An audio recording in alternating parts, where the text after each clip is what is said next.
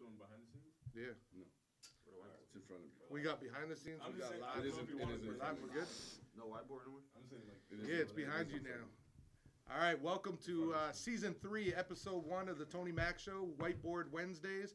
We got a full house today, ready to kick off a whole new season. I know we've been off for a little while and busy with all of our seasons and everything else that we got going on, but it's great to have everyone back in a room and be able to sit and talk for the next hour or so on basketball. I know we're joined today by a special guest, Michael Hamilton, director, who's doing our document series or podcast or live stream.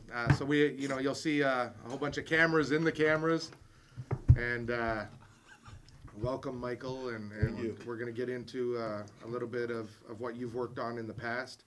And then I'm just going to go around the table and do a quick intro of everyone else. Obviously, Brandon Ennis in the Toronto Blue Jays shirt. Jeremy Pope, who was here at least an hour early for today's show. Michael Hamilton, Manny, Coach John, Coach Pat, Coach Tyler, Mark Peterson. Big time producer, and our social media guru, Alex in the corner. He's down trying to get. You're getting some good shots on us, or what? Of course. All right, there we go. And then we got a whole camera crew in here filming us, film them, and you're watching us film them, and they film us. So it's an awesome show today. But I wanted to really get into a couple topics. Obviously, All-Star Weekend's coming up. What do you guys think, and feel free to speak up on it, but what do you think about the new format for the NBA All-Star Game this year? Really different. I guess I'll take the reins on to start this off. I really like the whole factor of it not having to really be based off of the score until the end when they have to compete, where they add the 24 points to the final score of how much the winning team is up by, and they add those first 3 quarters to get that sum. So I think that's just going to be a lot more competitive, and I think this is going to be a lot more exciting just for fans and just for the players as well. Instead of waiting for the fourth quarter, I think that we're going to see it for the full game. Anyone else have any thoughts on it? Great time. Yo, this is great. There's 85 people in the room. Great time. No comments. We're So what all is it that? Pat, kind of explain it a little. I mean, Yeah, like here, I'll break it down. That's what I was trying to find. I know exactly what it is, but Play the phone too much. so basically what it is the final target score will be determined by taking the leading team's total cumulative score through 3 quarters and adding 24 points. The 24 points obviously representing Bryant's jersey in his final 10 seasons. And they said, for instance, if the cumulative score of the first 3 quarters is 100 to 95, the final target score would be set to 124 points. To win the NBA All-Star Game, the team with 100 points would need to score 24 points in the fourth quarter before the other team with 95 scores 29. So you're competing to that. so it's sort of like I think the $2 million tournament or the $1 million that's what we were tournament talking kind of about did like a finalized ending similar to that where they did some sort of math equation to determine a final score or target to play to. So I think they're kind of pulling from that a little bit. And I think the cool thing that they're doing as well is like the winner of the first 3 quarters, they're donating $100,000 per quarter to that winning team for their charity of choice, which is also Each player or I didn't see if it was like for each player. I was reading up on it a little bit more, but yeah, they break down more of it. But I don't like obviously. I like that. I like I it. think that's great that they're doing a lot more. Has a stuff. loser ever won in the TBT? I don't know. Has a losing team ever came back and won? With that point I differential? would be pissed. Yeah. No, it's the first I'm time sure they're it doing has. I mean, there's got to be some validity to actually doing it. Yeah. Like, Are they doing it for the rest of the All Stars now? Do you think, or is it just? I don't mean, know I if get what they're it doing for with the just Kobe. this year, just in terms of like what happened, like the severity of like the Kobe Bryant incident. But I don't know. I think it's a cool addition if they do it. I mean, here's my thing. I mean, what they're doing for Kobe, that's great. It's casual, right? But at the end of the day, these guys still got to play, regardless of what format it is. And I don't know if changing the rules is really gonna maybe this year is different because of the whole Kobe impact, but in years past, I mean, these guys, 4 quarters, cumulative score, winning, you know what I mean? It's all still a game of basketball. If they're going to compete in one way, they should compete in the other way. But So I I don't think feel they're like this is going to competing make them compete any harder. Well, That's just my Do, opinion. do you get the feeling, not to put the NBA out there, but do you get the feeling that the theme this year has really been compete more? And the reason I say that is because they now started talking about implementing a mid-season tournament next year where you got to compete and you possibly could, I heard rumors that you could possibly earn draft picks by winning that. And it's like a mid-season tournament, I think would be hella cool, but now you're adding, you got to go hard in an all-star game. If you're a GM or an owner of a team paying someone, $150 million, do you want them diving for loose balls and flying out of bounds in an NBA all-star game? Or are you okay with them just going up and down and shooting and throwing lobs? But as a fan, you want them to compete a little bit. You want them. You want to see a little bit of something other than the first 3 quarters of just, let me do a bounce pass from half court and see if you can catch it for a lob.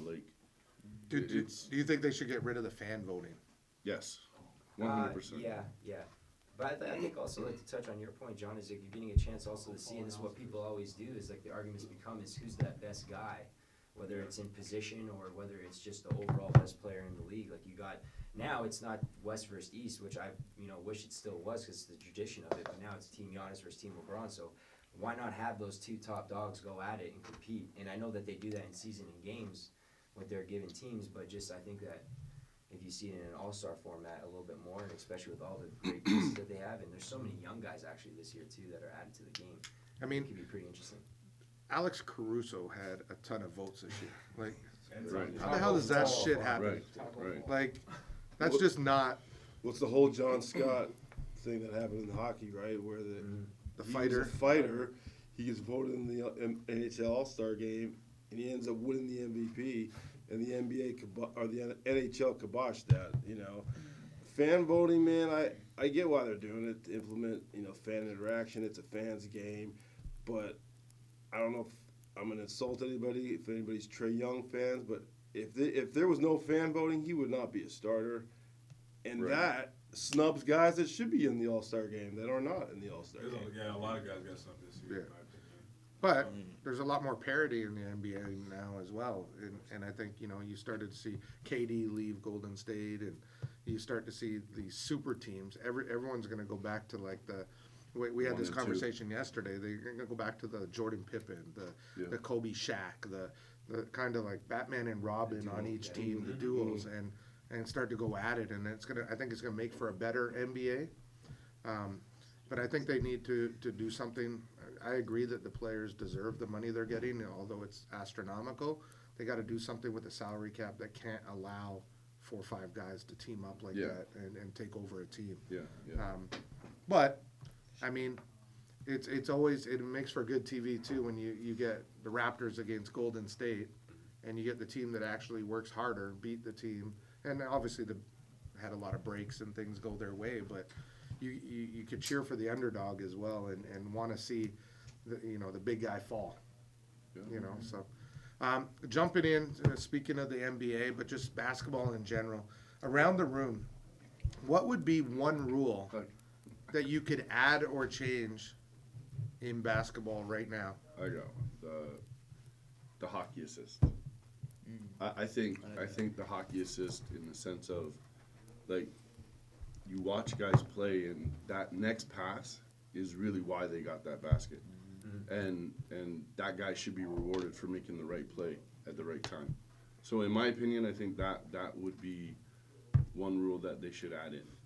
They should add that hockey assisted. Yeah, I think I'm going to add on to, while we're talking about assists, one rule that I've always wanted to see in basketball was, you're a point guard, you're coming down the floor, you give the ball to a guy in transition, goes up, gets fouled.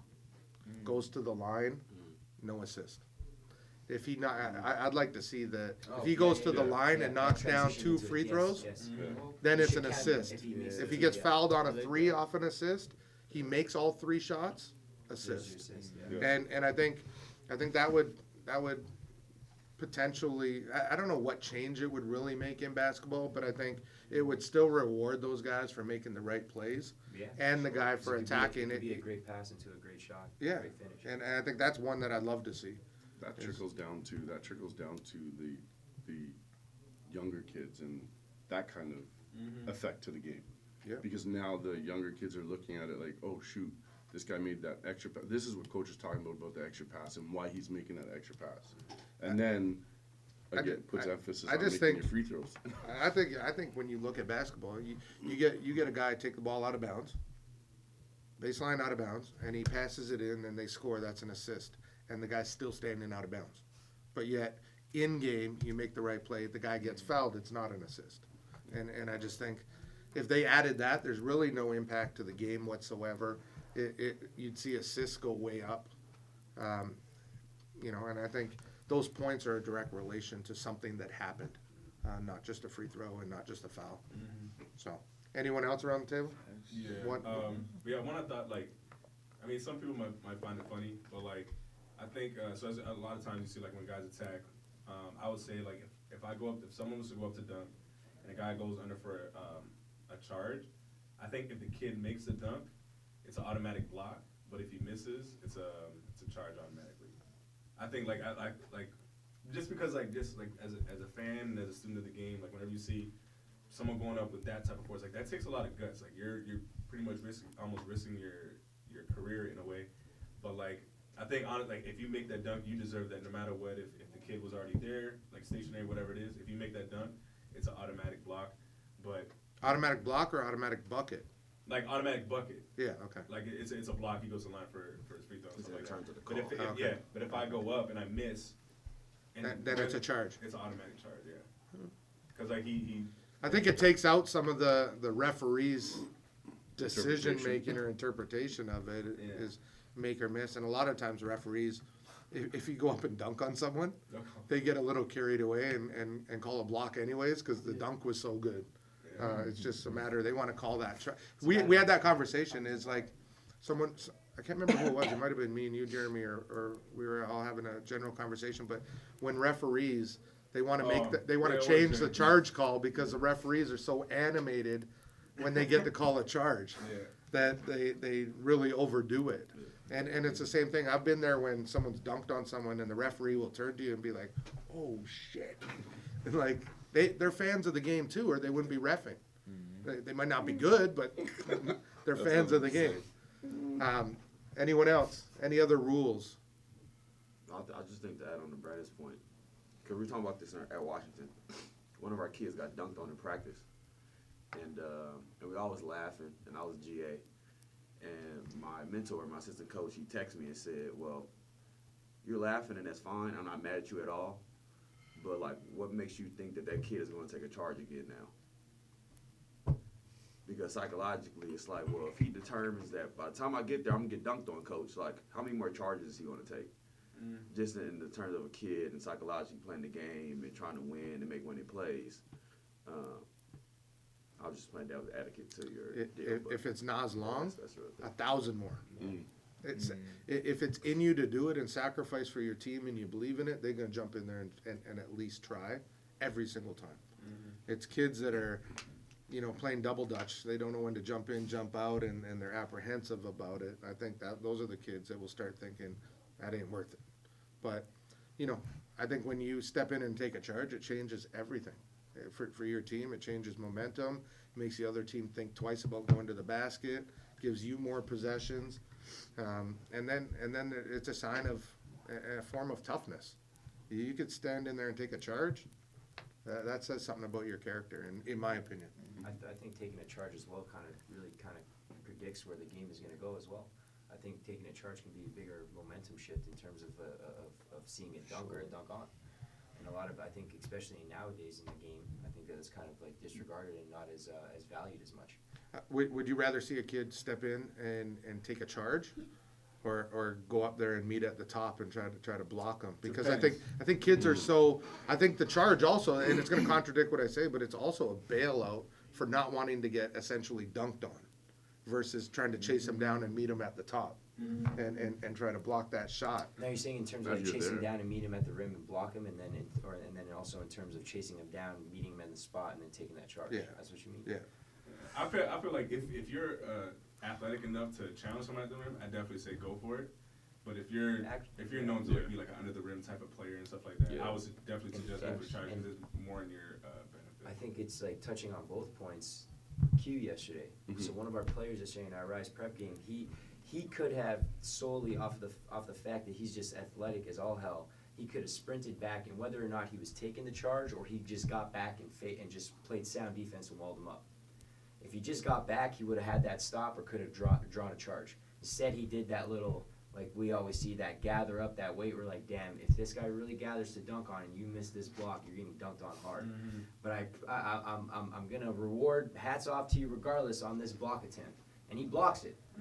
But he's looking at me and like he's thinking that we're all fired up. But we said like, dude, you could have got back and stopped this play. He probably could have stopped him and had him turn all the way back out to the 3-point line and think about setting up a play again. He's losing his shit, but I'm like, yo, Pat, like he's got 2 fouls. Like, he's That's the he's thing though not- too. The kid has 2 fouls and he's not taking a charge. instead of just trying to stop the play and draw it back over, he goes up for a highlight block, and he could have got called for a foul.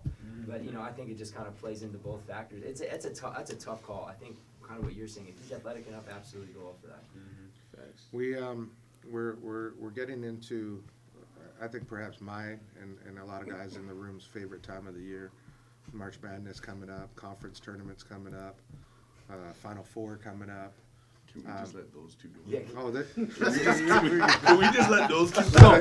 For like a No, little he's break. even like he's stressing in his seat like, yo, just bring I've been college chilling, basketball, bro. he's like, Bring college basketball. he's like, he's looking at the College board saying, basketball. Tony, you didn't go in order. He's Can I like, just say yo, one thing about rules? Yes.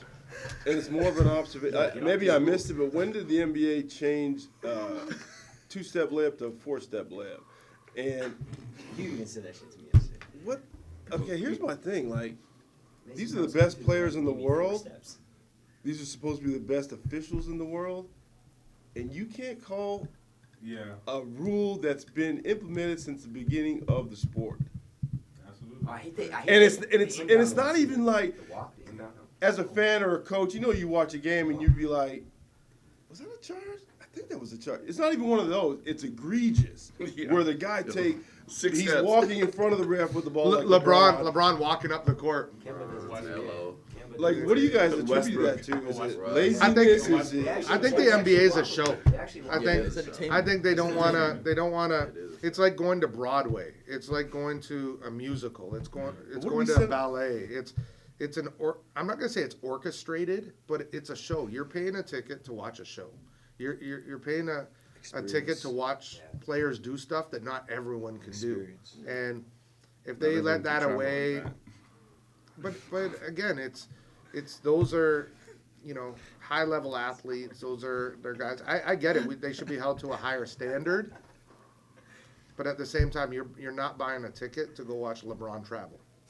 You're buying a ticket because you want to see LeBron jump out the gym. You want to see LeBron in transition. You want to see LeBron get up and dunk. What are we saying to kids? Am I getting too deep with this? Like, this is the best league in the world, and you're letting like little travels. Watch college.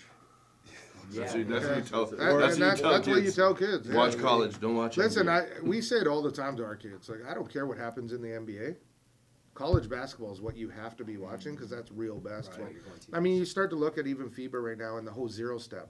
There's no one knows what the hell a 0-step is. Not even the refs. And then you get to in our situation, you play in Canada, and you get the 0-step, and then you go to the States and you travel every possession, and everyone's looking at you like as a coach, and they're like, "Yo, this guy can't even teach his kids how not to travel." But the rules are different for FIBA than they are for college, than they are for the NBA. And there's a different set of rules everywhere you go. And you look at Europeans that come here, and the NBA is almost adopted. I mean, they weren't it's a Euro step for a reason. It's a 0-step for a reason. It's an adoption and adaptation of the game that's gone from 1 step, 2 step to 3 steps, and like, oh, the there was, what is it, you call it pound dribble, Yes. the pound division, like, everyone calls that a travel, and Here like, comes Brandon the trader, man. yeah. Well, that's Oh, there's that coming- low pound that's- dribble. That's coming up. That's You know, coming up. so it's, you know, you start to look at that, but that's a really good point. That was one thing, though. I felt like, given the question was kind of outside the parameters, but if it was one thing I could change, I would change that basketball became more of a universal, general ruling thing. Whether it's, we all play quarters, whether the traveling deals are the same. Because if you like watch NBA and like Steve Jabby's now in the office and he's not on the floor anymore, and he's interpreting all the rules that we're watching, we're kind of like, yo, that was. He's like, no, given rule 33A, Roman numeral 7, it says that you get to be able to, and it's like, well, it's not a travel then, but like everybody's like, you're watching everybody, you have this natural cognizance for the game, and it's like, even me being American and coaching in Canada, it's difficult sometimes like to stomach watching kids travel and then not get called.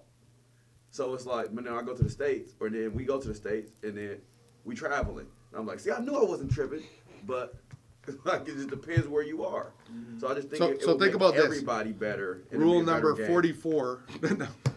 What if we allowed in the NBA what they allow in European basketball of knocking the ball off the rim? Oh, I thought we had that. That would change Not it. in the NBA. It'll be wild. Not in the Offensive NBA. goaltending. It'll be Yeah. wild.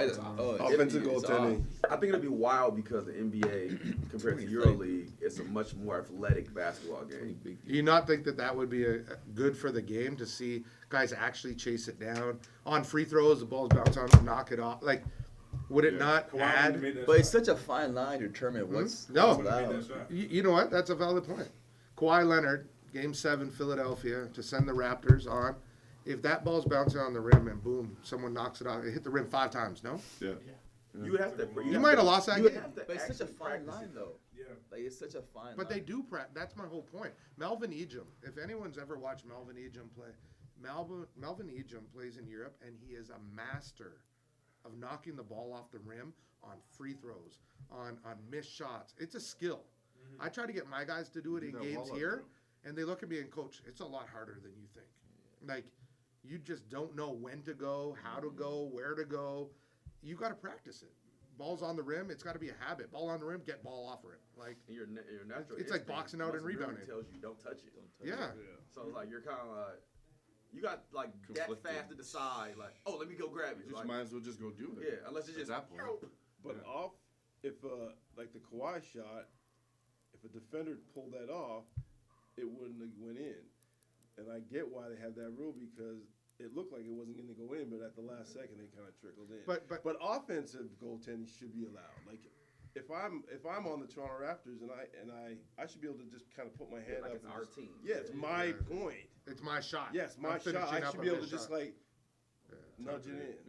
Yeah. But if you look at that rule both ways and you say, okay, we're going to allow it in the NBA, you're going to have guys that are specifically in the NBA because they're great at that. You'd be seeing it like Yeah. a crazy amount. That's for damn sure. So, Should have all right, be- back to college basketball. There we go. March Madness Got coming this. up.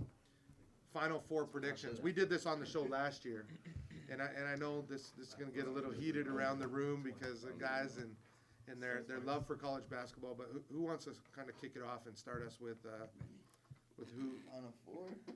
Well, I know Manny's going to say Baylor. Yeah, this is. Everybody gonna say I think I'm going to say This is Baylor. Scott year for sure. Those guys are completely bought in, so definitely Baylor. Because you've been around it. Yeah, yeah. So, so Baylor for sure.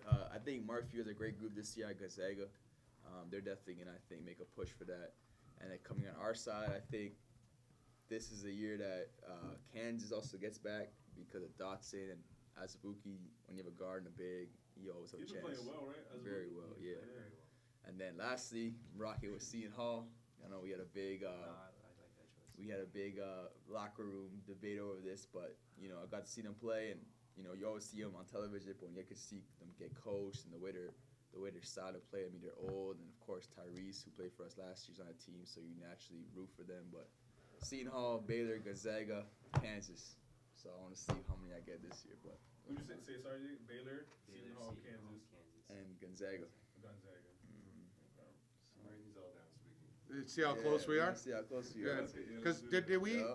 We got to go back to last year's show and see who nailed it last year. Because I Yeah. think there was some good ones. We actually Yeah, it filled was out me. the brackets last year. I don't got It was not you, Manny. It was- Manny said, "Yeah, it was me. It was me." Hey, Mark, remember I said Texas Tech, You did. right? And they He keeps saying this. He keeps saying- and this year's You got one right. no, and Michigan State. Who else? Who else is there? I didn't You get can't Auburn. even remember. Virginia. I didn't get Auburn. Virginia. You picked And I picked Virginia. I got 3 of the 4. You picked Virginia. I did. Go to episode. This guy should have won like Go to that episode $1 million 14. on the bracket Season 2, challenge. episode then. 14. Who you Yeah, got, I Jeremy? 3 to 4. If you say He Washington, gonna copy me. the show's done if you say Washington. Wow. Go Dogs. He said, put some bass in your voice. I got Baylor, Louisville, San Diego State. Not too sure, so it's like an asterisk next to it. I'll go with Gonzaga. You guys are pretty close. Yeah, he follows what I do. He follows me. I love it. He I thought. love it. No. Brandon, you got some? I'm gonna say, obviously, I'm gonna say Baylor.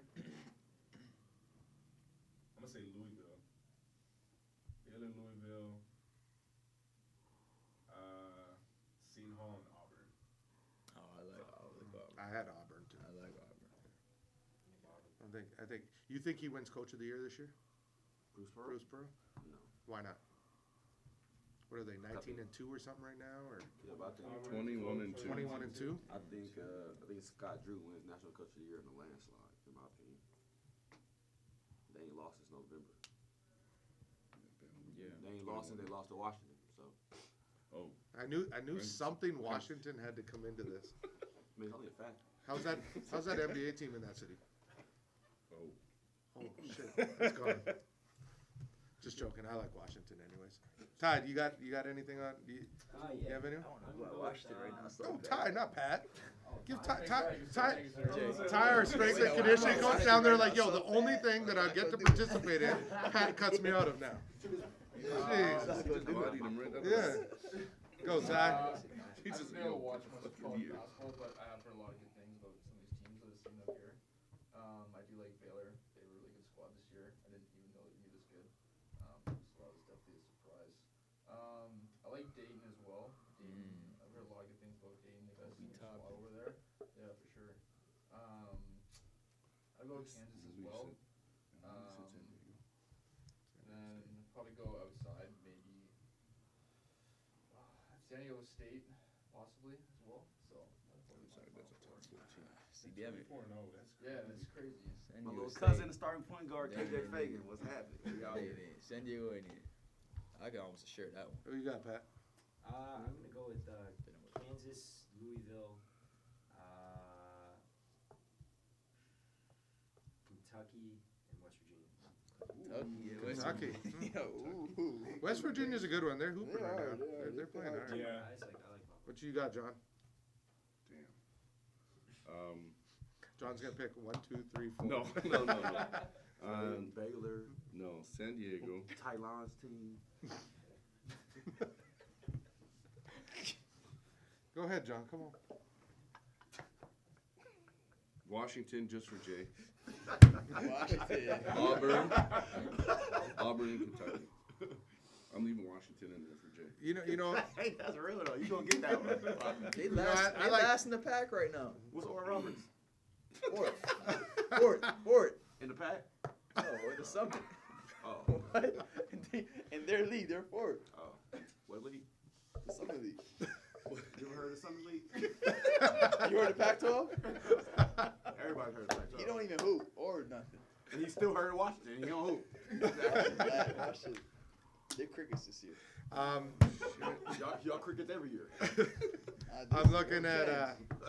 Can I go? No. No, you know what? I think I'm gonna just throw out a couple teams that haven't been said, so it's not the same. But I think Maryland's been hooping lately. And stuff. I think obviously Auburn, I think is hooping, but I don't think they get what they deserve right now in terms of that national exposure.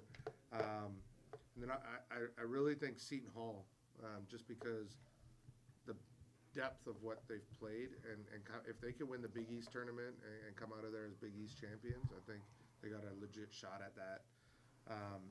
And then the other one, I think, is a toss-up because I think it's going to be some sort of team like a Gonzaga or something that is deep, senior, been together, played together, kind of seen and done it all.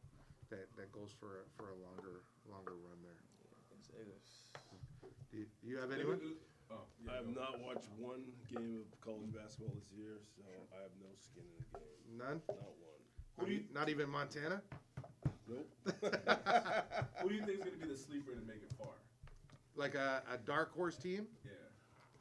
I feel like that's probably a harder question to West answer. Virginia or something Dark like that. horse Some is- scrappy defensive team. Yeah, I think Honestly, I probably- think I like T's fit. I think Maryland might. I mean, Yeah. they're doing the Big Ten right now. They're leading the Big Ten. they're the ones that no one's going to talk about right now. I Yeah, don't think.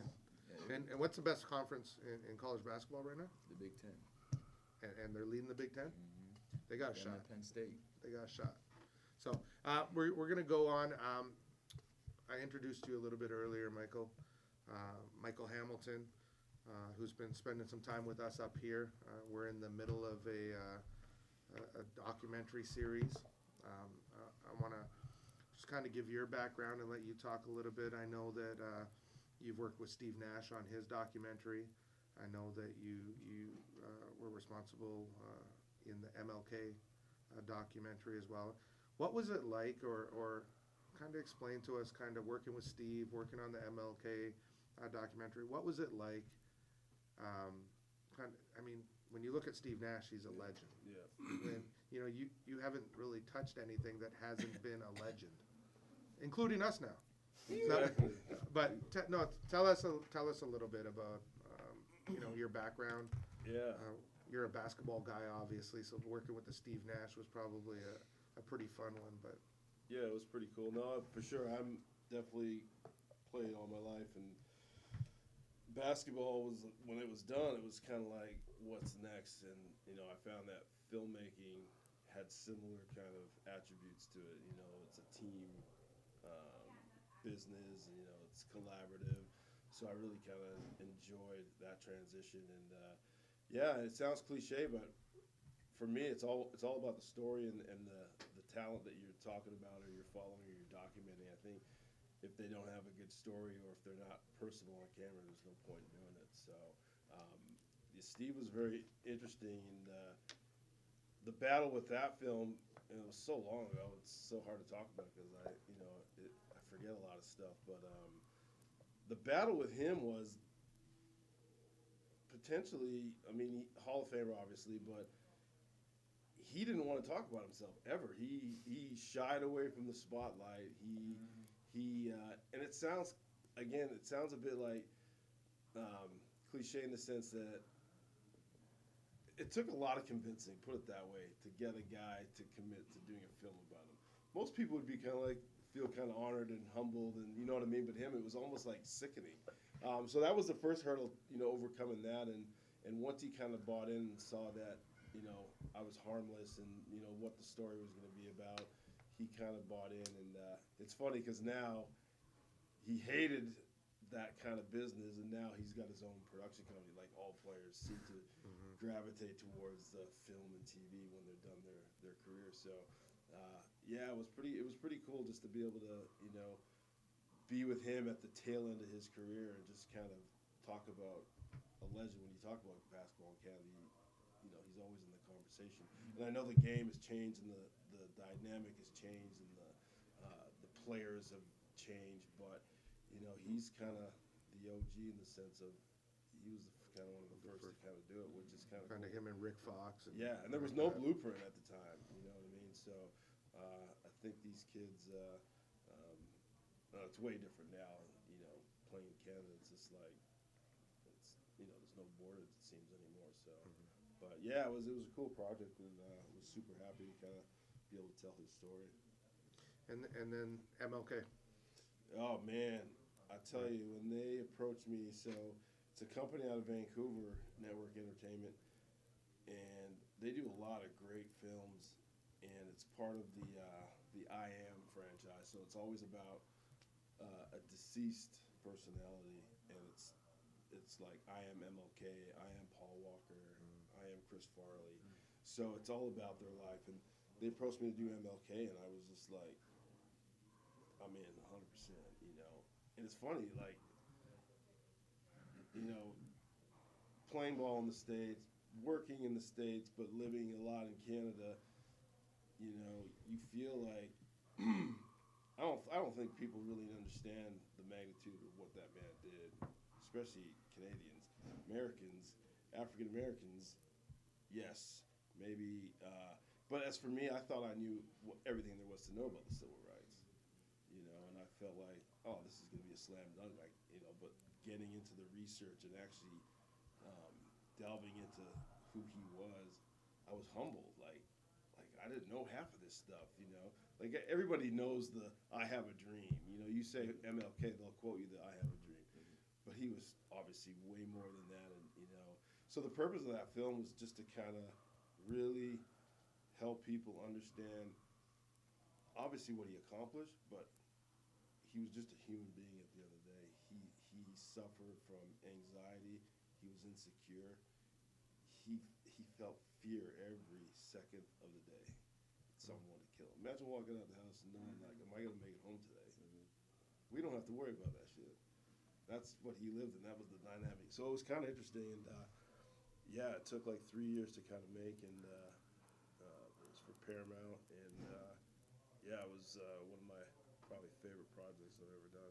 So. It's funny because you and I had a conversation about that a little bit, and I said, it's crazy how kind of all the circles, like I had never met you before, and then obviously, you know, you come in and you say, oh, I work with Steve Nash, and then you're like, you know, obviously with Steve Nash in Canada basketball, and then there's Mark Bain, who we both know. Yeah. And then George Ravelin, who I told you the story about George owning the I Have a Dream speech. Yeah. And crazy. that's the connection with Mark Bain and Nike. It would have been crazy if you could have had George, who worked security on the day he gave I Have a Dream speech. It kind of angered me that you told me that. And I was like, we don't After the have that in fact. the film. Yeah. I'm like, man. But it's Yeah. crazy how it's, you know, this basketball world, when we all sit here and, you know, we make these jokes and you know, about different schools and we argue about different schools. It's like we're all literally like one person away from those schools all seeing the video or talking about what we talked about. It's this business is so small. So you want to talk a little bit about what we're doing here and what we're working on with you and Yeah. what we could expect to see and what everybody could expect to see. Yeah, absolutely. I think, again, when they approached me to do this project, I was all in. You know, I don't know if you guys have seen Last Chance U on Netflix with the football show, and I think they did a really good job with that. And you know, and that's how I explain it to people. I kind of give them the, because you get asked all the time, like, what's the show about? And it's kind of like you're always repeating yourself, so you just go, it's kind of like Last Chance U. Oh, okay. But you know, I get it. you know what I mean? Yeah. But in the sense, I'm way more excited about this opportunity because it's kind of like First Chance U. Like, you got kids who are like deer in headlights, who are like, they got their whole world and career ahead of them, which is kind of cool. And following them and seeing them as they navigate through that craziness, excuse me, and then the coaches, like, and I don't know if you guys think about it at the end of the day or, you know, once a month or once a year, maybe you never think about it, but what you guys are doing is incredibly noble, and it's incredibly, you know, amazing that you guys are providing this kind of an avenue for these kids to succeed. And I was telling you the other day in the car, like, there's people that you talk to that go, yeah, I care about that kid, or I care about this program, or I care. And it just seems like it's just like a tag word. But I was just telling you, like, watching you, like, you actually care. Like, your whole day is spent, you know, driving these kids or talking to these kids or helping these kids. And, you know, every coach in this room is the same thing. And I just found that's really intriguing. And I feel that's what the series is about. It's about relationships. It's about, and I don't want want to get too sappy in here, but it's about love. You all love your players. It's about brotherhood. It's about family. And we really want to show that through the lens of basketball. And I think this is a fantastic program to be able to do that. These kids are all amazing, and you guys have been amazing. And I think it's going to be a great series. And it's going to be like 6 episodes of 30 minutes each episode. And we're just kind of going through the arc of everybody's life as they try to get it. I saw a little bit of footage with you yesterday, and it's like, Yeah. as you sit down, the clip was probably 30 seconds. Yeah. And already, just in that 30 seconds, there's a feeling. And it's like, you don't know what that feeling is. And I think that's the good thing, because if you sat down right away and that feeling was like identifiable, Yeah. I think you'd lose interest. Whereas I watched the 30-second the clip, and then even as I left and I got into the car, I started thinking about it over and over and over, and I'm like, those are characters. Those are people. Those are kids. Those are people's sons. Those are striving athletes. Those are future whatever they want to become. And you leave, and I think then I started thinking, was it the visual or was it the audio? Was it and there's no voiceovers or anything in it yet, but it left you with like a heartfelt, empty feeling, Yeah. which I couldn't explain that. And you know what it was? It's right here. Yeah. It's in every one of those Eyes. kids' eyes. Yeah. You know. So I'm super excited about seeing it. Obviously, we saw kind of the trailer, Yeah. and I think obviously we're at a point where it's going to be so much better than that. But even at the trailer, when we sat down and watched it as a group, you haven't seen it yet? That's cool. Another buy. No? I'll show you right after this. But it just left you with like, shoot, I want more. Yeah. Like, give me more. Like, you can't stop right now. Like, where's episode 2? Like, you just. Well, it's funny you say that because I wish in my business, and it happens all the time, like I can count on, I don't even have any more fingers that it happens on. Like, I wish I could show, like I showed you, I wish I could show everybody the finished product. Because then they would understand, oh, that's why he wants to be right here in my mouth, or that's why he, you know what I mean? That was a pause. Yeah. We get it all the I time. got- We got that. You know what's that funny? was a pause. You know what's funny? I told myself I'm never gonna get paused. Yeah, you got time out and pause. I got fucking paused on a podcast. I got paused. As I'm looking at Jeremy too. I see Jeremy and Brandon like this. Brandon, yo! Oh my god. But That's hilarious. no, go on. No, I was sorry. just saying, like, I wish I could show people the finished product, and then so they, I get it, and then start the film, And then- because then they would really buy into what we're trying to do. I think it's funny because it's annoying having the cameras in your face. It's annoying, kind of like going everywhere and having to like you're thinking not for yourself anymore. You're thinking Yeah. for like cameraman, audio man, car, seats, and it's like shoot, there's a lot going on. But then when you see it, it's like oh shoot, like that's pretty damn cool.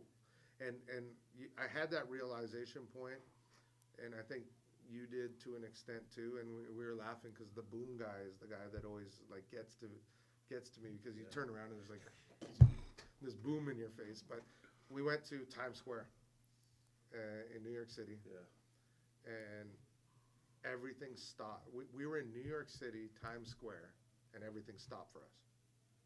Like, if you were walking down, like who was there? Like, people that were there stopped doing what they were doing and were filming us.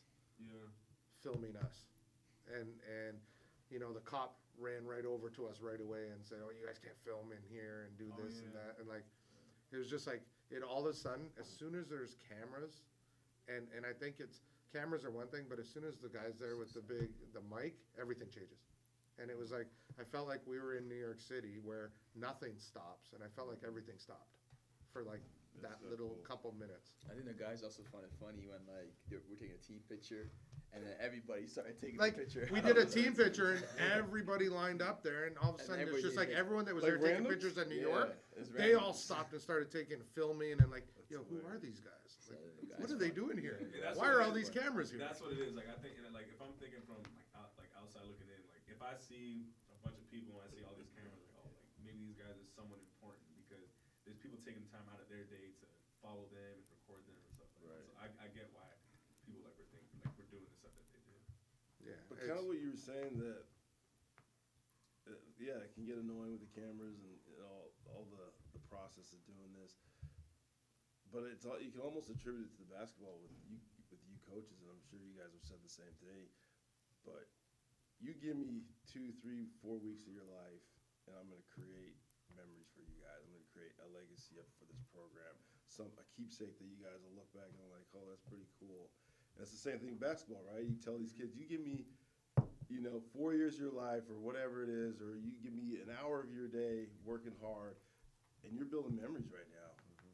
It's going to pay off, and you're going to have a legacy and a career that you're going to be proud of. So it's kind of the same thing. You sacrifice for the now, for the later, it'll be worth it. So, yeah, we're kind of annoying now, but hopefully you guys will say like, oh, this is pretty cool to be part. Absolutely. Yeah. I think everyone in the room's been kind of touched in some way, shape, or form, and I think it'll. Pause? That's a pause? Yeah, hell yeah. Jeez. Can't have a real No, we conversation. can't. It's a joke. We're worse than the kids.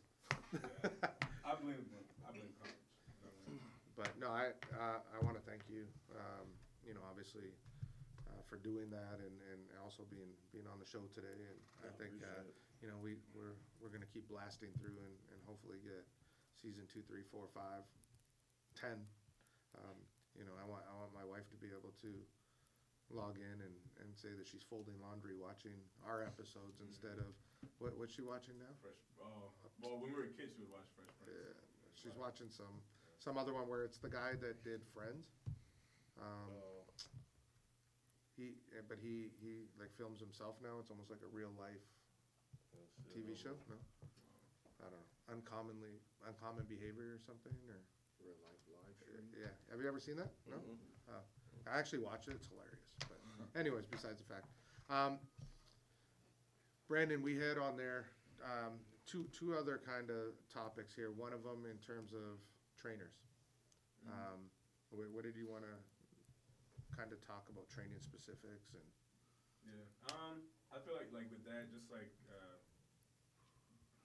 just basketball from like this point of view and stuff like that, other than being a player, like you notice a lot more about a kid or even just an athlete in general than you do like when you are the athlete that you're speaking of.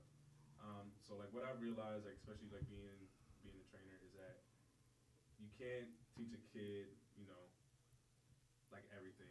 But and what I mean by that is like if I'm working with a post player, I'm not gonna teach him how to come off the screen and like create off of the screen and stuff like that because that's not something he's gonna do in a game. I'm gonna teach him stuff that he is gonna use, and what I've learned is that one of the best things you could do, and it's something I learned from someone that I learned from, which is Drew Hanlon, and it's to communication, talking to the player's coach, seeing like how do you use Pat in the game, where does he like to shoot, all this kind of stuff, and like when you run an offense, typically Pat likes to where shoot from everywhere. yeah. So when you run an offense, where does he typically like to? Where does he end up and stuff like that? So what I try to do is, especially with our guys, whenever we're working out, yeah, we'll do like spot up shooting and different ways to create our shot, but we'll also score in ways that we run our offense, just so they get comfortable creating off of that. And then another thing I just learned more recently, and I wish I kind of learned it earlier, but I mean you can't really do that. Is that like we teach these guys so much, and we're busting our ass and stuff like that. But like if they don't believe in themselves to execute it, then it's almost like we're wasting our time. Like at the end of the day, these kids got to be able to believe in themselves and believe in like our craft and like their craft itself. That like it's gonna work. Like we do this repetition every single day. It's to the point where it's like if you don't take this shot, if you don't make this move and stuff like that, and it's like why are you working on it? What's the point? And I think like going into that, and especially with training specifics, is like social media and how, and I think it's great because like you can get any type of training you want and it's available to you without having that actual trainer. No offense to any of us or you as you do for your profession.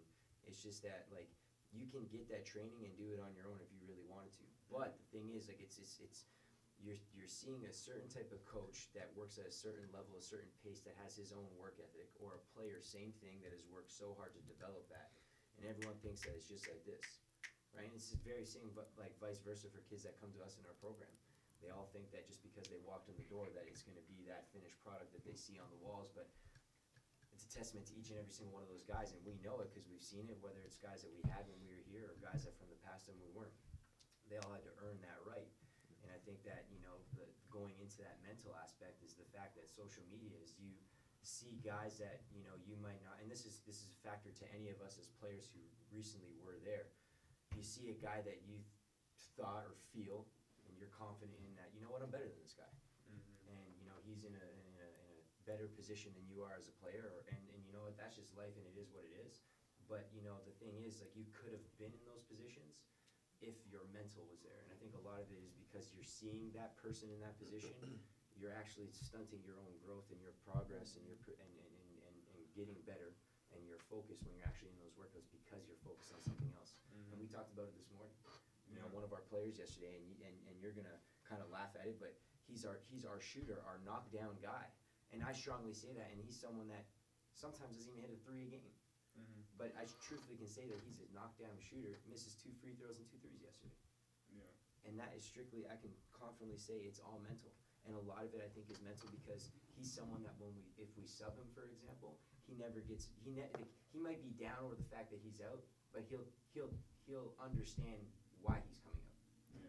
Or at least be like, you know what, there's another guy that can fill my position and do better, at least for now. That's cool. I'll take this, you know, this backseat and hug it for now. But the fact is that he's worrying about that moment coming. I feel like that's kind of factoring into why he's not producing the way he could. Because we, you know, a kid that kind of broke out our game yesterday, that's in that same similar position as I feel our guy is, had 4 threes to start the game. So I think that it's the same kind of thing kind of factors in. It's, I mean, my frustration is, like, obviously I used to train kids, and I still do, not to that extent. But as a coach, the frustration is you could tell all the kids that you coach that have trainers.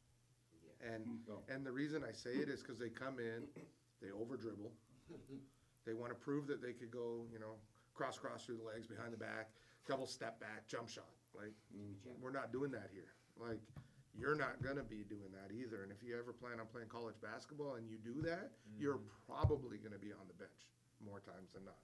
So it's like, you could tell all of those kids, and then you try to dummy it down. And I think it's the facts. You try to dummy down. It's like, man, you only need a dribble to get yourself out of trouble, not 14 to get you into trouble. You only need to shoot it in these situations. You can't shoot contested jump shots over and over and over and it be okay. Just because the trainer's in your face and you're shooting those doesn't mean you take those in games. You wait for that offense to find you, you play within the flow, and you get what it is. And I think it goes back to parents and decision making of, like, find the coach that suits the style of play. Don't expect you to go in there and impose your 13-year-old or 14-year-old son's will on the style of play, if that makes sense. And I think that's so important. I think training has became, I'm not going to say a necessary evil, but it's an advantage if done in the right way. And I think it sets us so far back if done in the wrong way and done for the wrong reasons. I think a lot of people just have a trainer to say, I have a trainer. Yeah, and there's too many trainers. My trainer out there said. just to say they're a trainer Yeah. to get an extra $50. You know? Grinding. You know, What I'm noticing, That's the sorry, truth. is it's hard to get good coaches that want to coach now versus become a trainer. Because for the most part, coaches, I mean, we're blessed to be in the business that we're in as coaches around this table because we get a paycheck. Because we're paid for our craft. But That goes to what you just said, paycheck, man. Like, that's But- why guys want to be trainers. They see guys like Chris Brickley, and no offense to him, like what he does is great, but Chris Brickley, NBA 2K there's now a trainer mode in 2K. And these kids actually play a video game training their my player instead of themselves with a damn trainer in a video game. But that goes to my point. That's It's like crazy. the level of coaching is going to suffer and is suffering because not everyone comes back around. Player or not, if you can make $40 an hour or $50 an hour off a player or run a practice for 12 for free, 9 times out of 10 they're taking $40 an hour to work one-on-one or in a small group setting versus coaching teams and teaching 12 how to play basketball. And I think you know that's hurting where we're at right now, and I think it gives false sense to some parents of where their kids really at, because then they say my trainer says, and then all of a sudden their trainer becomes their manager because now you can be hands off. My trainer says that I should be getting this. My trainer said that I should be doing this. And yet, from me, when I look at it from a coaching set, I don't mind working with trainers. If the trainer approaches me and said, hey, I'm working with your kid, what are you guys doing? And it goes back to your point. I've never had a trainer come to me. One. I've coached, huh? One. One who? Vlad. Vlad, Brandon, Yeah. Cedric to an extent, but like I'm not going to name all the trainers, but I've never had a trainer say, yo, I want to come to your practice. I want to see these guys, how they work. I've watched this game. I'm coming to this game. How can we be a team? Because when I send you back a player, I want what I work on and what you want to be consistent. And I think every coach out there that's watching is probably thinking the same thing. But all I want is consistency. I want that player, when I tell that player I want him to work on his jump shot, I know he's doing that and not something else. I know he's working on A, B, and C, not focusing on D, E, and F that he can already do and doing over and over and over. And then it goes back. We've had players, last thing, take 75,000 jump shots and shoot twice in a game. No use. Like, no use working on your craft to that extent to never, ever do it. Can I ask, did you have a trainer? Growing up now. Did you Yeah, have a right trainer? here. That's Yeah, that's right what I- there. Like a trainer. Did you have a trainer? And this is what I'm big on.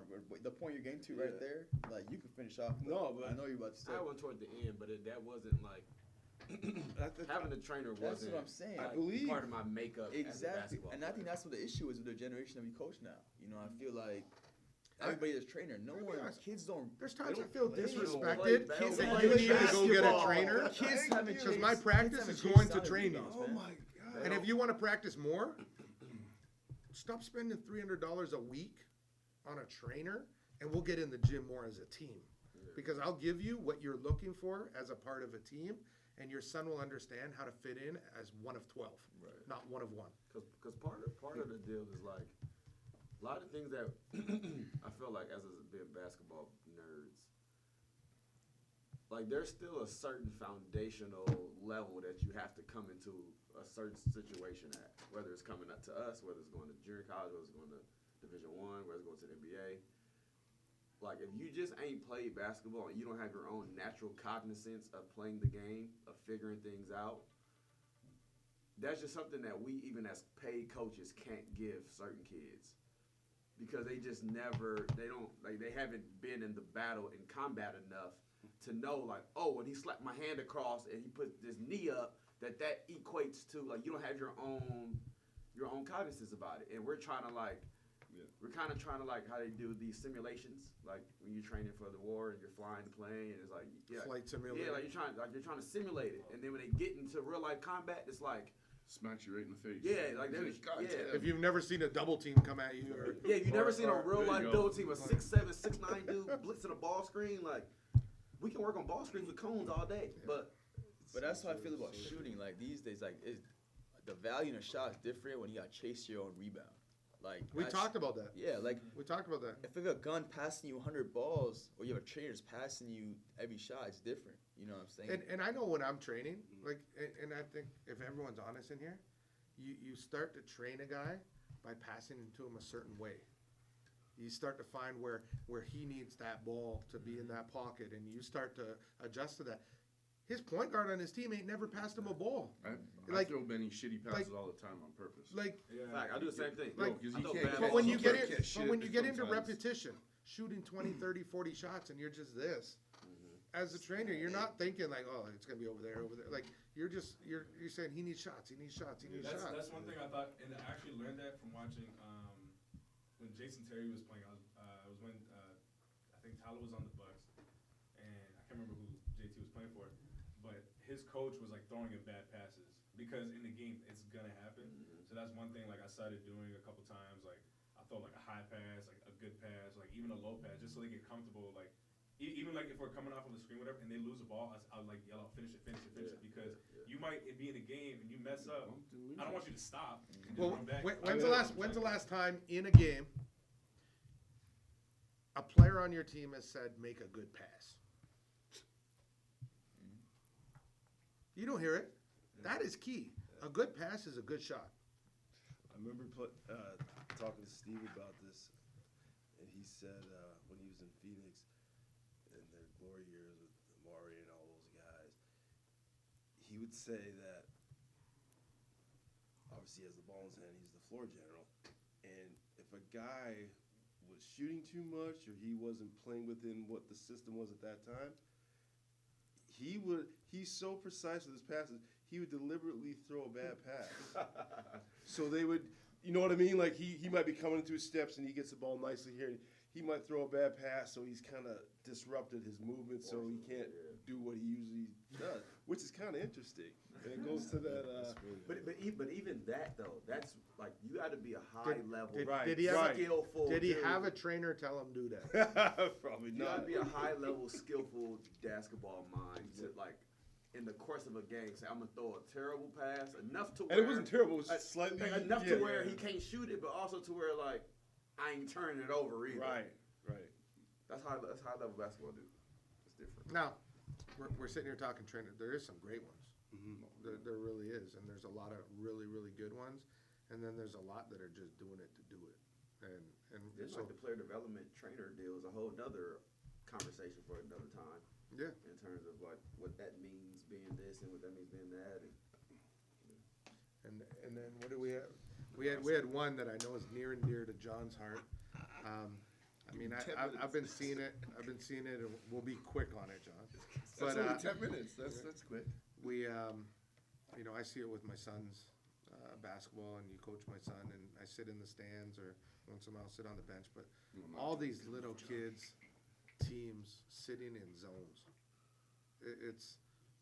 Is it good for the game? It's Is egos. it bad for the game? Is it good for 10-year-olds to have to fight against zones at that age where, you know, 10 or 12 years old, you know, already the FIBA lines move back? Are we developing better basketball players by allowing it to happen? Are we developing better shooters? Are we helping them? Are they going to be able to kill zones later? What's your guys' opinion?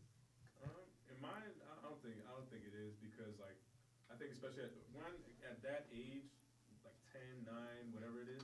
To me, it's about having fun and just loving the game. It's not a business yet. I'm not making $100,000 off my little brother. Like no one's getting paid off of this. So that's the main thing. And then the second one is I feel like with this, it's all about teaching these kids. You know, like you got to man up. Like you got to learn how to guard. It's almost like you got to walk before you He trying to make $100,000 off your little brother. Thank you, T. He trying to take commitments early. Tylon will listen to that. I love But it. no, yeah, I think especially like at a young age, because I think even younger than that, they say you can't press, right, or something. They say it, but everyone does. Right. So like, I feel like at that age, it should only be man. Because then, Yeah, and then as they get older, like you're gonna learn different intentions. Okay, so you You're guys gonna have learn 14, 15, 16, 17, 18-year-olds right now. How many of them come to you lockdown defenders? Like you're like, yo, that guy has been taught how to play defense. Well, the way like we're teaching our defense, like we're forcing our guys to defend the ball. Right, We're but forcing how guys many to come to defend. you at Ready 14 to years defend. old? Ready to defend. None. How Well, many? see, the defense thing with defense, half the battle is a mindset. It's a pride thing. You know, It's pride. when we talk defense, These you know, kids it's don't not. have pride. They're 10 Of years course, old. we teach angles and we teach, you know, where we want, where we want to force guys. But it's more so it's a mental makeup, you know. So if their kid is, used to playing zone his whole childhood, that's where you absorb the most, whether you know it or not. You know, and so if you're sitting in zones, you know, I doubt you'll be like a forceful man-to-man defender. And then carry that a step further, you are what you can defend. You know, so the kids. I think there's some misconceptions out there though, Like, how's because he? everyone says, okay, Syracuse, Baylor, oh, they sit in a zone. Yeah, but They only a don't. handful of- They're playing zone with heavy man-to-man principles and responsibilities. And even that. Do there's we only agree a on that? handful of schools that Like- do that. Like when you watch a kid zone, it's okay. You're gonna rotate here, rotate back, rotate here. This like there's still complex coverages and switches and bumps and there's Screen coverages. there's a lot going on in a college zone, and for coaches to look like, well, I'm gonna do what Syracuse does, sit in a zone and hope that teams shoot 20% on me. They're gonna shoot more than 20% on you because you're not doing what they can do, and all those players have come from teams that play man to man. But isn't it that misnomer that the zone is supposed to be like everyone says, yeah, sit in the zone, or I always thought like, oh, we get to play zone, like, oh, this is where we get to relax and chill. But a zone done properly is actually harder than man to man. You actually have to work harder than play man to man in some aspects. You know? I agree. When you're rotating the proper way, More absolutely. responsibility. Yeah, Show responsibility. I think it all.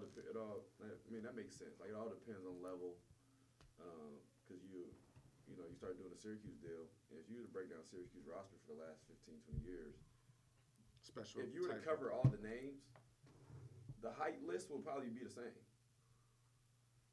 Like, so you get to the business of college basketball, just like we say NBA is a business. It's cookie cutter. Well, college is a business as well. Like, college coaches don't spend a lot of time coaching basketball. They're in administrative offices. They're doing compliance. They're doing all these other things. So if I only got X amount of time in my day as a college coach to make sure my basketball team's good, well, I better create a script and a formula and just recruit to the formula and ride out to the sunset with it. And you look at Syracuse roster, which is now Washington's roster, they're all pretty much, it's cookie cutter to the formula we're doing. That's just how it goes. But then you see somebody, oh, Syracuse does it. And then you got a 6'2" wing down there, and you wondering why they're shooting they're shooting you out of it. Well, it's different when a 6'2" dude running out versus a 6'9" dude running out. So, and then you don't uncover A all 6 those foot layers. wingspan and a 7'5" wingspan. Right. Facts. So, I think from my side of it, as coaching the last 10 years feels like, it's a cop out in two ways. It's an ego thing for coaches that actually don't know how to teach their kids to play man to man. And I know you talk to me all the time and say, yo, why don't you just go 2-3? I'm like, I can't do it. If I'm gonna sit here and complain, not complain, but be bothered by it, then I don't wanna just fall into that norm of okay, well, everybody else is doing it, so forget it, I'll just do it. And then there's places for it. There's certain leagues where in the youth age, if you join this league, you know that the press and the zone and all that is there. So that's a rule. Okay, I'm okay with that. I know where my team sits. I know where I can play them. But I also know who I can play and can't play at that point. But in other leagues where it's no, we need to play this way and we need to have fair play and everything else, and then it breaks down to a whole, well, we just can't compete then. Some kids don't get it, how to break the zone. They don't understand that. And they're 10 years old. When they have 3 guys running at them, they're going to be like, here, take the ball. And to me, it's a coach's ego thing. They just want to be up 20 and be comfortable for the whole game and don't want to lose. And they're not worried about developing. It was an interesting thing to top off on Manny's point about mindset. The OKC Blues, which is the Thunder's G League team, their head coach, I think, was on a podcast one time. He's talking about what made Russell Westbrook so good. Mark Dagno? I think that's his name. He's talking about what made Russell Westbrook so good. And he used this term, he called it competitive vulnerability. Being willing to continually go out there and play hard, knowing that you're susceptible to getting embarrassed every single time, even after you get embarrassed. What causes you to show back up again after you get embarrassed? And it's the fact that we're going zone, I think, and I'm kind of on both sides of the fence, but in terms of vulnerability and development and creating competitors, like that's something that like we have to instill in kids because you even see it at our level now. Like a kid will go out there, he get crossed or something or get embarrassed, and then next time you go out there, he like way back here, like being cautious, don't want to guard anymore, and it's like, well, what? Like, did you think being a dog was easy? Like it's not like that's what being a dog That's is. why it's being great when they're younger. That's Yeah. like the. I find that interesting that you said that because, and I don't know if it's a West Coast thing. I haven't seen it out here. I haven't seen it in the U.S., but it seems the West Coast of Canada. It's interesting that I watch high school games and these kids are too cool to play, like too cool to play Yes. for the exact Yes. fact of Yes. I'm gonna be on the gram. I get my Yeah. ankles broken, or Yeah. I look silly. I look stupid. I'm just gonna kind of like put a hand in there. I'm not gonna fully commit and slap to Do the the floor. bare minimum. Do you know what I mean? And I That's feel- your insurance. Like, Yeah. I didn't really try to guard you. yeah, you score, but I didn't play D that time. So well, why didn't you? Why So you that's out here? interesting that you say that because I think it's a But- problem. I think the basketball culture has it's changed, and the competitiveness. Back when I was in high school, or probably even when you guys were in high school, because it's not that far long ago. You're taking names. Yeah. You play a dude, you're going at a dude. Now it's like, yo, what up, bro? Yeah. You good? Yo, I saw you on the gram last night. Yeah. Like, yo, that dunk. Like, there's no. You tell a kid like, yo, no layups, coach.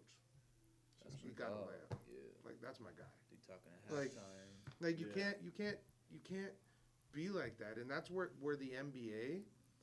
I'm glad there's fights sometimes because they actually mean something, and I think we talked about this before, where it's like everyone's become so cool with each other that it's like you don't even care about really the jersey you're putting on, and back in the old school NBA, you know, Michael Jordan was from Chicago. I don't care what you tell me. When you're growing up watching Michael Jordan, you thought you was born there, Facts. raised there, Facts. played there. You thought Magic Johnson Yeah. was Yeah. the Lakers. Yeah. You thought Larry Bird North was Carolina. Boston. Yeah. Like Yeah. Chicago. you couldn't tell me anything different. Totally. And it wasn't until you really start hearing like, you know, the intros that it's like, you know, Vince Carter from whatever, Sarasota, Florida. Like what? Right. Oh, he was from Toronto. Yeah. Like Yeah. Gary That- Payton from Seattle. yeah, like but it's like that's what's missing. Yeah.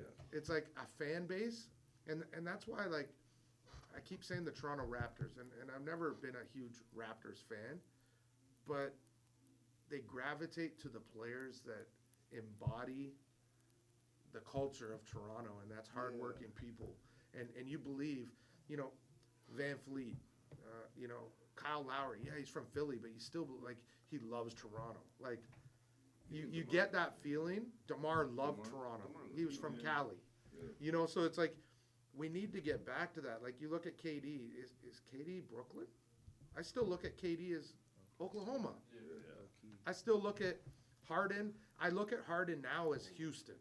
But I can't I didn't see that personality in OKC.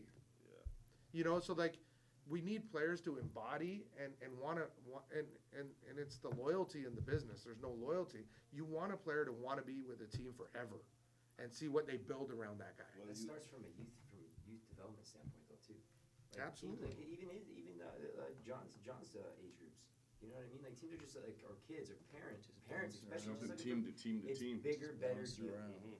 Where my kid, they got a Nike deal. I'm going to Nike. I'm going to there. I'm going there. And you're seeing it even more, especially at those 16, 17 age groups. It's just like there's no loyalty, and at the end of the day as well, you're never really grasping onto, truthfully, what your coaches are actually trying to teach you.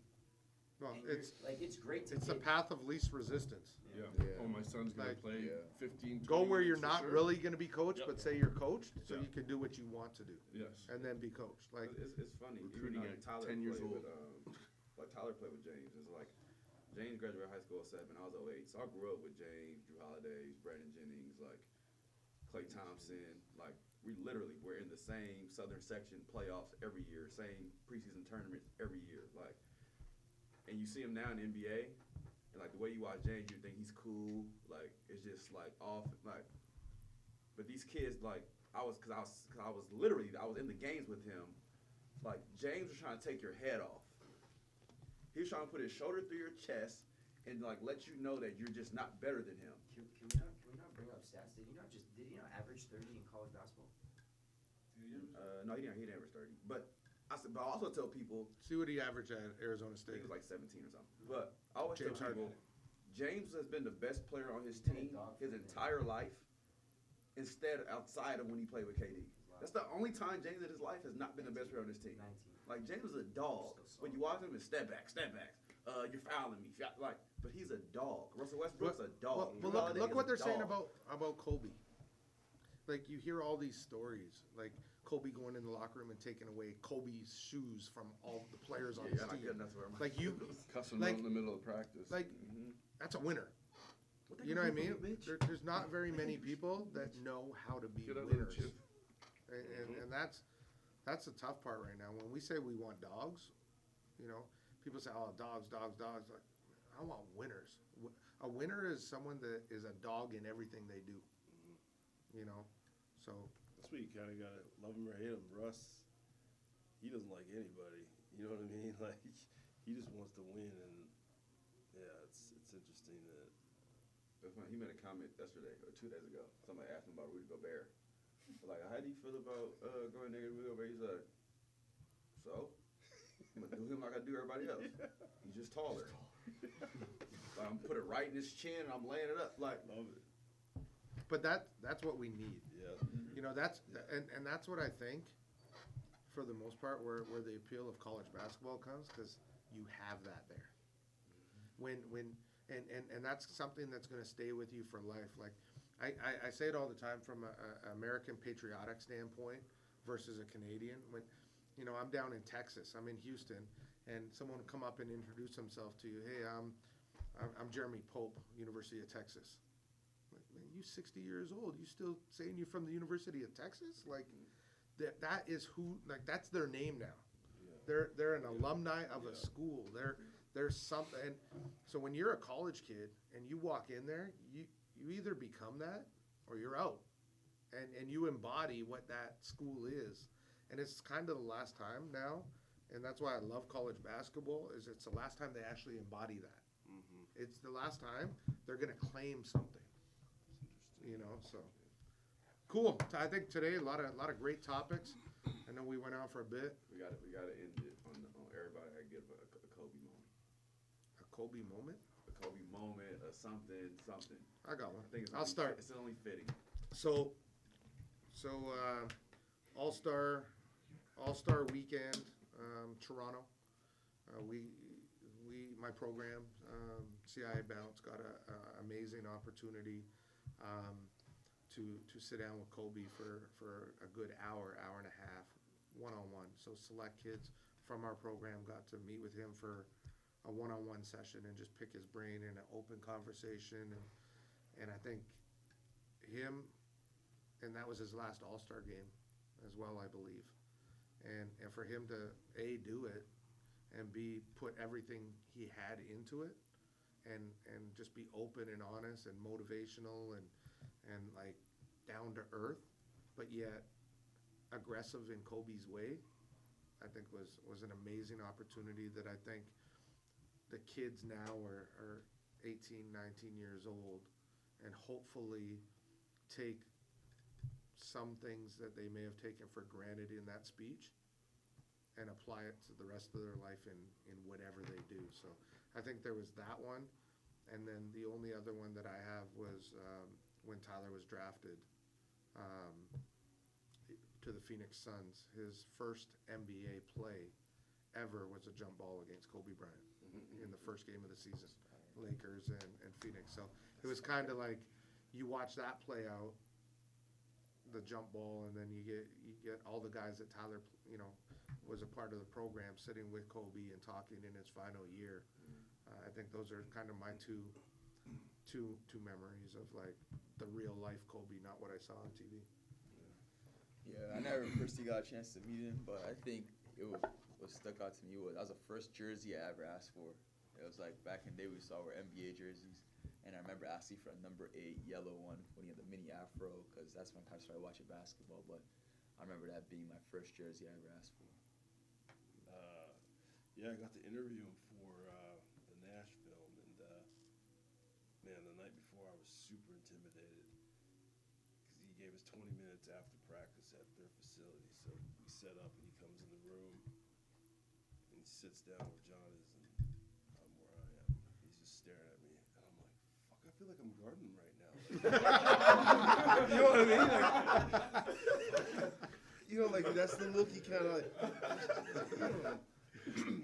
and then the interview was great. He was fantastic, and I thought he was just going to be, you hear all these things like he's an asshole, he's a prick, and I just thought it was going to be like a very, come on, hurry up, I got to get out of here. But he took time and he did his thing. But the interesting part was because Lakers and Phoenix always had the rivalry back in the day when Nash was there, so I always just thought they didn't really see eye to eye or whatever.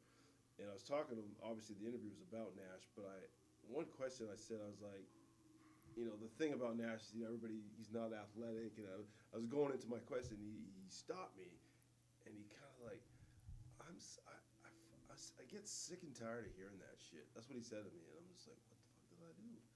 He's like, I'm sick and tired of hearing that Nash isn't athletic. And then he went on to explain why, is he the tallest in the league? Nobody's tall enough. You know what I mean? Is he the quickest? Nobody's quick enough. You know what I mean? So he went on to say the guy's in the league, and he's here for a reason. And it was just kind of like I just saw him in a different light because he's standing up for another guy that's not on his team.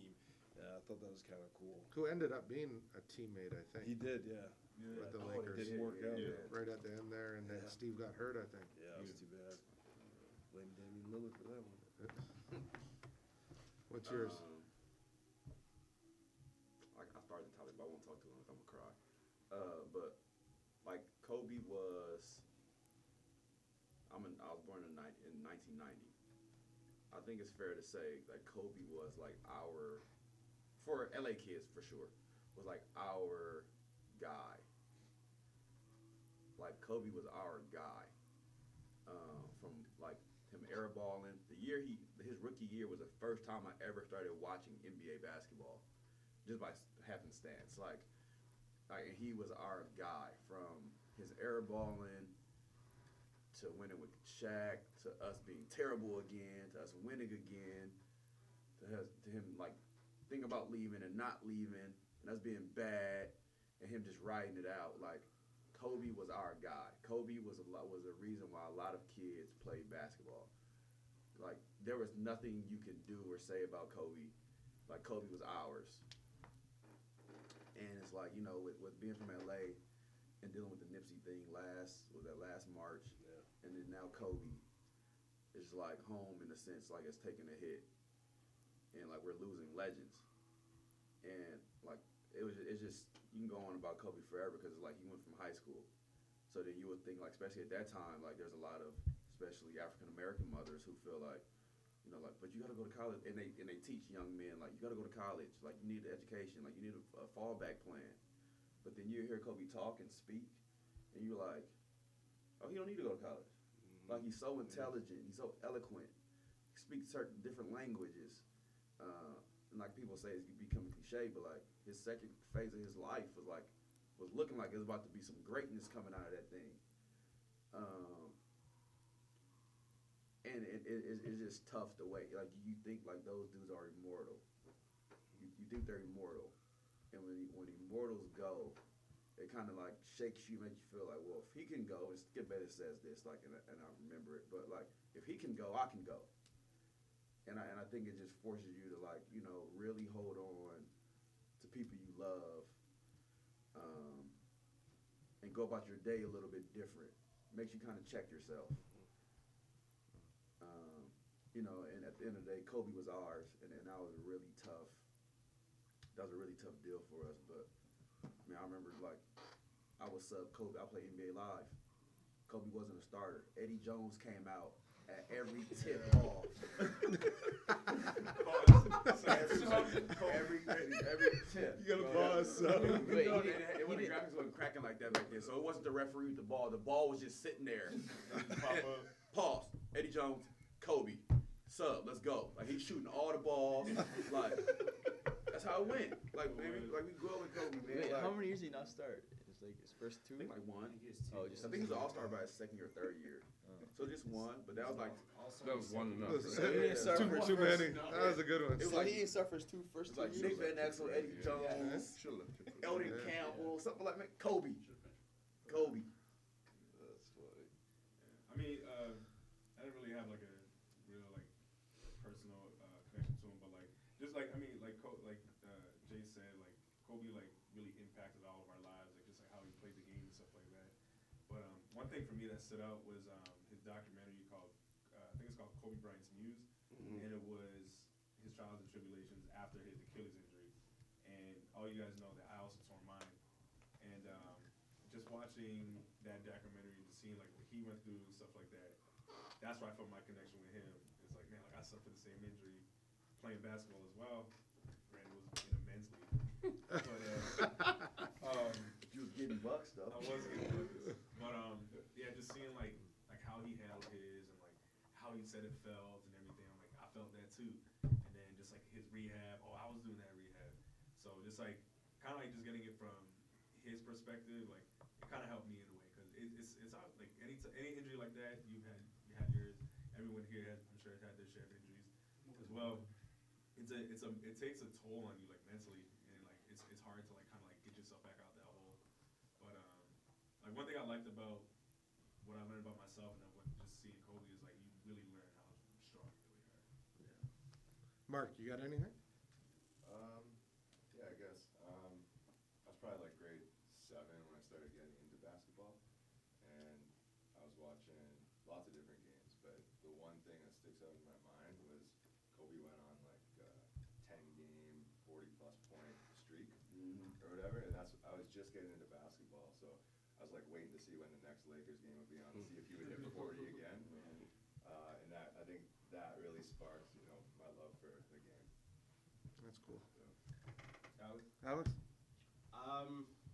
I wouldn't say I have a specific moment or like a time as to when I actually started looking up to him a little bit more. But just growing up playing hockey, playing football, obviously I'm not a basketball player like everyone else in this room. But growing up, I took his kind of mentality, his kind of approach to the game and kind of channeled that into my own. So as you guys said, he touched on everyone. He touched, like I can tell you guys from experience, he got to hockey players, he got to football players. I played baseball, I played lacrosse. Everyone knows and everyone is always thinking about the Mamba mentality when they are going to be training. That's kind of what adapted to me in a way. I've just always wanted to make myself better regardless if I know that there's better people in the league than me. That's not going to make a word in me because I'm either going to give it a better effort than you or I'm going to come right at you and prove that I'm better than you. And that was what kind of always stuck with me with Kobe. My father did also grow up playing basketball as well, so he was always kind of interjecting that to me as well, Michael Jordan and Kobe. So I wouldn't say I was specific moment where I kind of realized that he was a very good mentor, even if you didn't know him personally. But just growing up with that kind of Mamba mentality and take that into my own sports was, to me a very big kind of channel because he was able to impact me and I didn't even play the sport he was playing. So I feel like that was a pretty big kind of honor for him. Ty? I don't really have any personal memories or anything that kind of like Kobe that kind of sparked my interest in basketball. I always loved playing basketball, especially because my father started playing basketball when I grew up. I didn't watch too much NBA. My dad kind of programmed me to watch CIS University basketball. That's what I wanted to get to at some point one day, and that's the basketball he told me was most beneficial to watch anyway. As we kind of mentioned, earlier, Al here. So like obviously like you watch TV. There's NBA basketball all the time. So obviously I knew Kobe, right? I knew the impact that he had on the game, the mentality that he went and took in every single game is something that I like to take into every single game when I played as well. Just to never back down regardless of the situation or circumstance or anything like that. The one thing I will say is that we gotta keep the legacy going. Every time you throw someone in the garbage, you always gotta yell Kobe. Kobe. That's the one thing Facts. that can never die, right? Like Facts. every time you do that, that's one thing that I think that's one thing I'll always remember because it's just second nature, right? When you think of getting buckets, right? When you think of guys going off and just like 40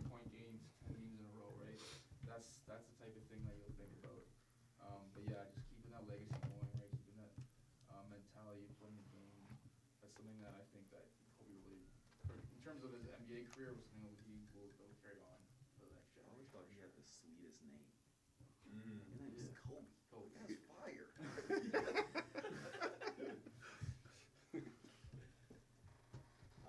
Pat?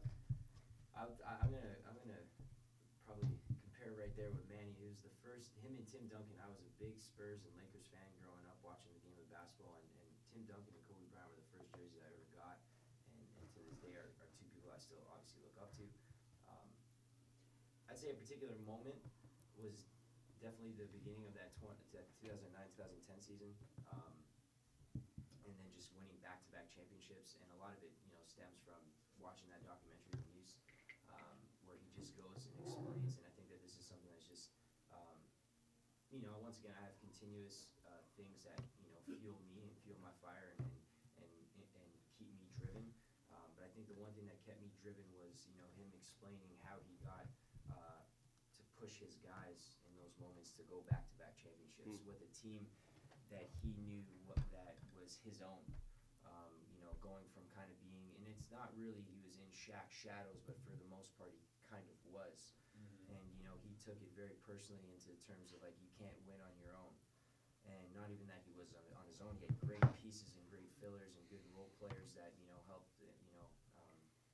implement the system that obviously Phil Jackson was going for, and they really did as much as they kind of like what you're saying with the documentary series, like our guys here, it's a deer in headlight moment for those guys. Yeah. They came into those seasons, really shocked, especially for new guys to the roster, shocked about how intense and how much he held the standard for the team, the organization. And I think that, as much as we all try in our own ways, it's something that I do in my own life is the way that he held his guys accountable, the way that he held a standard, and the way that he just kept himself driven, and not just for himself, but his team. I think that that's something that will personally be, forever something that touches me and allows me to keep myself going. Is definitely something that I use as a source of motivation every day. Period. Okay. John? For me, it's going to be piggybacking off of what you said. We got the opportunity to go down there, listening to him speak. And then it was more so, there was a couple that I posted up about how he was telling these kids to stop trying to be the next Kobe, the next Michael Jordan, the next Tim Duncan. Like he said, start to be the next you. Like when he was talking to kids, and just that like little snippet there of him telling the kids, and then asking questions and asking why, like are we doing it this way, and to understand, the game in that sense, instead of just being like, okay, well, I'm gonna follow Brandon and I'm gonna be a carbon copy of Brandon, and then not understand why Brandon does what Brandon does. You can't do those things if you don't know why he's functioning that way, and that's kind of what the message he was explaining to those kids at that time. And then the drive to the gym. You and I were sitting in the car talking, and we were just, because we were talking about Tylon's team, we were just talking about how, we're trying to get these kids to understand how to play the game. And I said, Kobe's in the car with you guys? No. No. Did you see the podcast with Kobe and I think it was Jackson and somebody else talking about how he coaches his daughter's team, in the sense of him being able to, he's like, yo, I can manipulate every single game. I can manipulate every single game so that they can win. And he's like, but I don't do that. I let them play. I let them sit there and talk, figure it out, break it down to them, explain why. And then we get to the gym. We're in our coaches meeting. And then Ante hands me the phone, and I'm like, you're a liar. And I'm like, you gotta be kidding me. The message of him passing away in the helicopter, we were just like, there's no way. So it's like, kind of like, damn. We were just talking about this guy. Yeah. And then it just happened. done. I think It's like, everybody was in denial. right. Like For a in couple the middle hours, in the like, middle you of the like, meeting. In the middle of the meeting, I called him a liar. Yeah. I said, you're full of shit. And Tony's like, what? He's like, he's in the middle of talking, and I'm like, yo, take this away. I don't know. Somebody said it's one of those moments like, everybody You'll remembers always remember exactly where what they were doing when Yep. Twin Yep. Towers went down. Yep. You'll always remember what Yep. you were doing. When you first saw whatever you saw. You'll never Like forget. that. I'll leave you with something, though. Well, I'm going to leave you with two things. I think I said it to you. It almost seems like every icon passes away in the West. When you think of Tupac, you think of Biggie, you think of Whitney Houston, you think of Kobe, you think of, and the list goes on and on, Michael Jackson. It seems like it's always in the West. And just ponder that thought, and we'll come back to it next week. And then the last thought I want to just leave is American media, and we're going to pick this up as one of the things, got to get off my guy Andrew Wiggins' ass. Because they hate him. It is unfair, unbelievable, and it's strictly for the fact that he's Canadian, because he's kicking everyone's ass in stats and has better stats than people that they hold at such a high regard. My guy's hooping at 20 points a game and should be an all-star. I don't care what you're saying. He's in a shitty Minnesota market, and you're going to see true Andrew Wiggins now when you put Steph Curry, Klay Thompson, him, Green, and someone else at center. It's going to be a different Andrew Wiggins. Does he have the number one draft pick curse? If he got drafted 10th, 15th, 20th, would we be having this conversation? No, I don't even care about that. Tell me another number one. Tell me another number one putting up his stats right now. What Zion got right now, rookie? What's he got? He hasn't played that much. Okay, next one, last year. Who was the number one pick last year? No, DeAndre Ayton. What's he averaging per game? We also pointed out Hurt. he's averaging 22.4. Yes. Okay, go on and on and on. Wow. As a matter of fact, you what can really- pull what up the really got him stat. killed is that he averaged 3 rebounds one season. And who at cares? 6'8", being that athletic. And That's who what really cares? got him killed. I'm just saying. And who cares? He's averaging 22. On his He's 6'8", career, he's he's up the highest, averaging he has 3 boards. 19.8. That's what really got him killed. Is he not? Andrew Wiggins' career right now, he's in his 5th or 6th year of the NBA. He's averaging 19.4. 19.4 points per game in his 5th year. You meant 19 and 4 rebounds or 19.4? 19.7, 4.3 rebounds, and 2.3 assists. And he's averaging Now 44% do this. field goal. He's in his 5th Pretty year, 5th or 6th Only year. turns the ball over two He's times. 24 years old. That's it? I need some boards. Okay, let's relate 5 this out rebounds. because he has better stats than Kawhi did. Look at that. He has better stats than half the guys you consider to be superstars does. Wait, is that 3.5? 3.5. Never mind. For what? Oh, 5. So what Regular is it? season is 5. So what is everyone talking five. about? We need more boards. Is it his demeanor? It's his demeanor. He's not flamboyant. He's not an asshole. He goes out That's and why does I his saw business. And not to mention, how many games has he missed, fellas? 5 years. You could count it on one hand. I'm just telling you. He just need more And boards. one of his That's- games he missed because his grandmother How much passed did away. he average? Andrew At Wiggins 6'8", is with- better with than his people think measurements, he is. He'd be averaging like 7, Anyways, 8 rebounds. Let's come back to that on our next show. mean, I'm just tired of seeing this. We out. I know, Brad.